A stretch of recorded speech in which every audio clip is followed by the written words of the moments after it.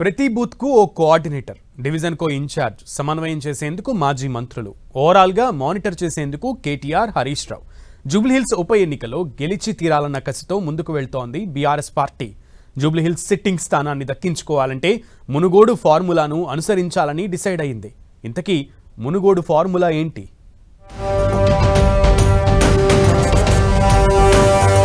జూబ్లీహిల్స్ ఉప ఎన్నికలో గెలుపే లక్ష్యంగా ప్రతిపక్ష బీఆర్ఎస్ పార్టీ పక్కా ప్రణాళికతో ముందుకెళుతోంది. తమ సిట్టింగ్ స్థానాన్ని తిరిగి కైవసం చేసుకునేందుకు ఏ ఒక్క అవకాశాన్ని వదులుకోవడం లేదు.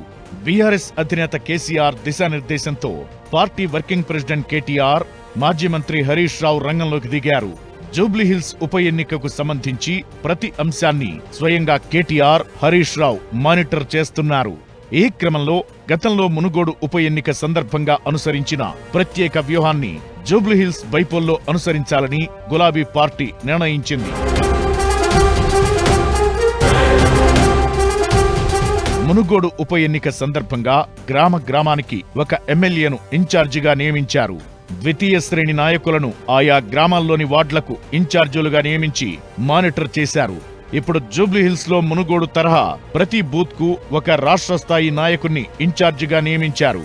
మొత్తం 7 డివిజన్లలో ఒక్కో డివిజన్ కు ఒక్కో ఎమ్మెల్యే, ఎమ్మెల్సీని ఇన్ఛార్జిగా ఉంచి ప్రచారం చేసేలా ప్లాన్ చేసింది బీఆర్ఎస్.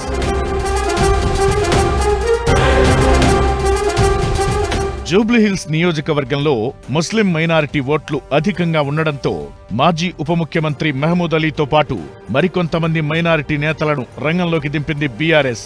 ఆ తరువాత ఎస్సీ ఓట్లు ఎక్కువగా ఉండడంతో మాజీ మంత్రులు కొప్పుల ఈశ్వర్, రాజయ్యలకు ప్రచార బాధ్యతలు అప్పగించారు. జూబ్లీహిల్స్ లో యాదవ సామాజిక వర్గం ఓట్లు కూడా కీలకం.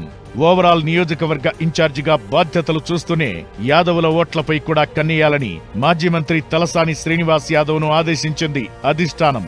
రహమత్ నగర్ డివిజన్లో మహబూబ్ నగర్ వాసులు ఎక్కువగా ఉండడంతో అక్కడ మాజీ మంత్రి శ్రీనివాస్ గౌడ్ కు బాధ్యతలు అప్పగించారు.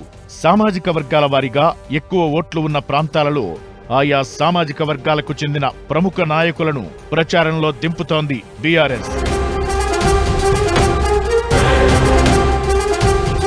జూబ్లీహిల్స్ లోని ప్రతి బూత్ లో ప్రతి ఇంటికి రాష్ట్ర స్థాయి నేత వెళ్లి ప్రచారం చేసే విధంగా ప్లాన్ చేస్తోంది బీఆర్ఎస్.